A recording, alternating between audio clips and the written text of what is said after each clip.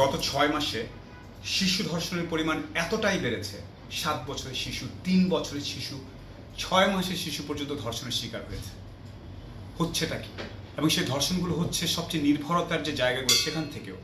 আত্মীয় স্বজন, শিক্ষক, মাদ্রাসার শিক্ষক, যাদেরকে সমাজে আমরা অনেক সম্মানের জায়গায় রাখি, এই জায়গা থেকেও এই ধরনের ভয়ানক অপরাধগুলো হচ্ছে। অনেকেই বলবে এই কারণে, নানান কারণে, বাট আমরা যদি খুব খুব ভেতরে দেখি, খুব সাধারণভাবে দেখি, মেল পুরুষদের এই সেক্সুয়াল আর্জগুলো আসে টেস্টোস্টেরন হরমোন এবং আরও কিছু হরমোন আছে। এই হরমোনগুলো এতটাই কঠিন, মানে এতটাই ভয়ানক যে তখন তার মাথা হয়তো কাজ করে না, অনেক কিছু করে, খালি পেলে, একা পেলে, পরের কথা ভাবে না, সে তখনই তার কিছু একটা করতে হবে। এই টেস্টোস্টেরনকে ঠেকানোর সবচেয়ে বড়, মানে ব্রেইনে যে এই টেস্টোস্টেরনটা যখন আসে, তাকে ঠেকানোর জন্য একটা ভয়ানক ভয় লাগবে, এমন একটা কিছু করতে হবে যে ভয়ে ওই টেস্টোস্টেরন হরমোনটা সাথে সাথে নিঃশেষ হয়ে যাবে, যাতে কয়েকবার 100 বার চিন্তা করে যে ঘটনাটা ঘটার পর আমার কি হবে। এই ভয়টা আসবে বিচার থেকে, প্রকাশ্যে মৃত্যুদণ্ড দেওয়া হলে। অনেকেই হয়তো বলবে যে না, আইনের শাসন ইত্যাদি, বাট আমি আবারও বলছি, যে পরিমাণে অমানবিক পিশাচের মতো কাহিনীগুলো ঘটছে, 6 মাসে শিশু ধর্ষণ, একমাত্র মৃত্যুদণ্ড, প্রকাশ্যে মৃত্যুদণ্ড, সরাসরি দ্রুত করার ছাড়া এই ভয়ানক ব্যাধি ঠেকানোর আর কোনো উপায় নেই। এই টেস্টোস্টেরন আসা মাত্রই যাতে মাথায় এমন একটা ভয় আসে, এমন একটা সিগন্যাল আসে, সেই শরীর যাতে বোঝে যে আমি যদি এখন এই অপরাধটা করি তার শাস্তি হবে এত ভয়াবহ। একটা হরমোনকে কাউন্টার করার জন্য, সামাজিক অবক্ষয় ইত্যাদি আমি পরে কথা বলবো, আমাদের একটা সলিড সাবস্টেন্সিয়াল বিচার এখনই লাগবে। তারপরেও এই যে শিশু বাচ্চারা অনেকেই নানান ধরনের অপ্রীতিকর নিগ্রহের শিকার হচ্ছেন। একটা মেয়ে বাসে করে একটা জায়গায় যাচ্ছে রাতে, তাকে পেয়ে বাসের হেল্পার ড্রাইভাররা ধর্ষণ করে দিচ্ছেন, শিশুকে ধর্ষণ করে দিচ্ছেন, কাউকে একা পেলেই এই ঘটনাটা আমাদের প্রায়ই ঘটছে।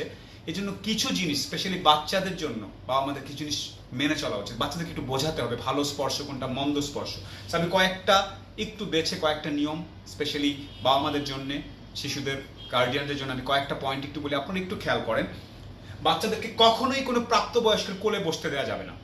যত কাছের আত্মীয় হোক, কোলে নিয়ে বসেছে, এই জিনিসটা একদম বন্ধ করতে হবে। এটা একদম বুঝিয়ে দিতে হবে যে না, বাচ্চাকে কোলে বসানো যাবে না, এটা মেনে চলতে হবে।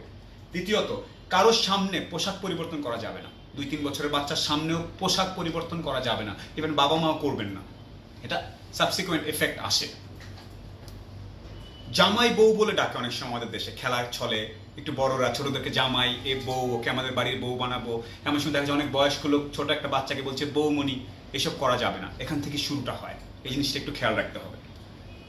কি খেলছে খেয়াল রাখতে হবে বাচ্চারা। অনেক সময় তারা খেলার আদলে জামাই বউ, সংসার ইত্যাদি, তারপরে রোল প্লে ধরনের অনেক খেলা খেলে ফেলে। এই খেলাটা কোথায় যাচ্ছে, কতটুকু দূরে যাচ্ছে, কতটুকু বাজেভাবে মোড় নিচ্ছে, এই জিনিসটা একদম খেয়াল রাখতে হবে। তৃতীয়ত, প্রাপ্তবয়স্কদের সাথে মেলামেশার ক্ষেত্রে খুব ভালো করে খেয়াল রাখতে হবে। হঠাৎ যদি কেউ দেখা যায় কোনো একটা প্রাপ্তবয়স্কের সাথে খুব বেশি মেলামেশা করছে, দুপুরবেলা ওই ভাইয়ার রুমে চলে গেল, ওই মামার রুমে চলে যায় প্রায়, এই জিনিসটা খুব খেয়াল রাখতে হবে। হঠাৎ আচরণে পরিবর্তন, হাসি খুশি আনন্দময় কোনো বাচ্চা হঠাৎ করে চুপ করে যাচ্ছে, কথা বলছে না, কুকড়ে যাচ্ছে, প্রাণ খুলে তার সাথে কথা বলতে হবে যে ঘটনাটা কি, তার কি হয়েছে, কে তাকে কোন ধরনের অসঙ্গতিপূর্ণ কোনো আচরণ করেছে কিনা, এই জিনিসটা ভয়ানকভাবে খেয়াল রাখতে হবে।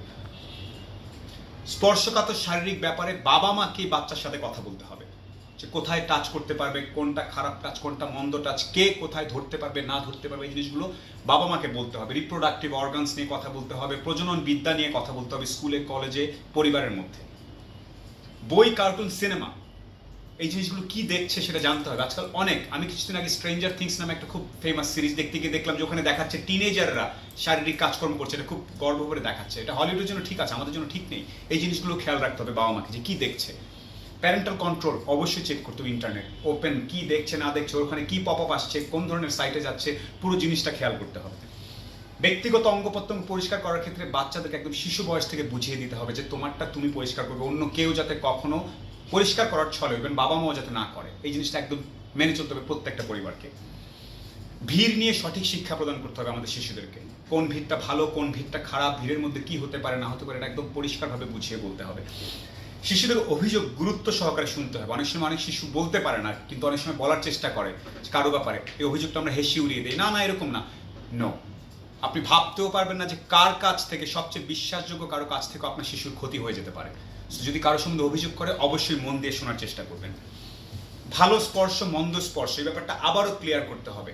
বাচ্চাদেরকে বোঝাতে হবে তার বুকে, পেটে দুই পায়ের মাঝখানে পেছনে যাতে কেউ কখনো কোনো ছলে টাচ না করতে পারে। ইভেন ডাক্তাররাও টাচ করার সময় যাতে পরিবারের লোকজন, বাবা মা উপস্থিত থাকেন, এটা তাদেরকে বোঝাতে হবে। এবং তাদেরকে এটাও বোঝাতে হবে যদি এই ধরনের কেউ মন্দ স্পর্শ করে তোমাকে চিৎকার করে রেজিস্ট করতে হবে, দৌড়ে চলে আসার চেষ্টা করতে হবে, তাকে বোঝাতে হবে কোনটা মন্দ স্পর্শ। আবারও বলছি, ধর্ষকের পরিচিতি প্রকাশ করতে হবে। আমাদের সবাই ধর্ষিতার ছবি, অমুক হয়েছে ইত্যাদি পরিষ্কার করে তাকে একদম পারিবারিকভাবে নাজেহাল করে ফেলি। সোশ্যাল মিডিয়া থেকে শুরু করে সব জায়গায় ধর্ষক, তার পরিবার, তার সবার পরিচিতি প্রকাশ করার জন্য অনুরোধ করছি সবাইকে। অনেক ট্রল করেন অমুককে নিয়ে তমুককে নিয়ে, ধর্ষকদের নিয়ে ডেটাবেস বানিয়ে পুরো ফ্যামিলি ট্রি প্রকাশ করতে হবে। কারণ পরিবারের লোকজনই জানে যে আমাদের ওই ছেলেটা, ওই চাচা, ওই মামার একটু সমস্যা আছে, ওর একটু দোষ আছে। তারা যদি জানে ও যদি কিছু একটা করে ফেলে আমাদের পুরো পরিবার ডুবে যাবে। আগে থেকে প্রিঅ্যাক্টিভ মেজার্স তারা যদি জানে, কারণ পরিবারের লোকজনই কিন্তু জানে যে কার মধ্যে এই ধরনের কুরুচিপূর্ণ ব্যবহারটা আছে। সো ধর্ষকের পরিচিতিটা সবচেয়ে বেশি প্রকাশ করতে হবে এখন থেকে, যাতে বিচার এবং পুরো পরিবার অসম্মান হবে সেই ভয় থেকে, প্লাস টেস্টোস্টেরন যাতে কন্ট্রোলে থাকে আমাদের, কারণ একদম মহামারীর আকারে চলে গেছে, কোনোভাবেই থামানো যাচ্ছে না। 6 মাসের শিশুকে ধর্ষণ করছে, এর বাইরে আর কিছু বলার নেই। আবারও বলছি আপনাদেরকে, এরকম কালো হয়ে আছে এখন আমাদের সবার মানসিকতা, পরিবর্তন দরকার। কিছু জিনিস আমি যেগুলো বললাম মেনে চলা যায়, আর ভয়, বিচার, প্রকাশ্যে মৃত্যুদণ্ড দিতে হবে এই ধরনের নরক পিশাচদেরকে। আমাদের শিশুরা ভালো থাকুক, তাদের শৈশব ভালো থাকুক, ভালো থাকুক বাংলাদেশ।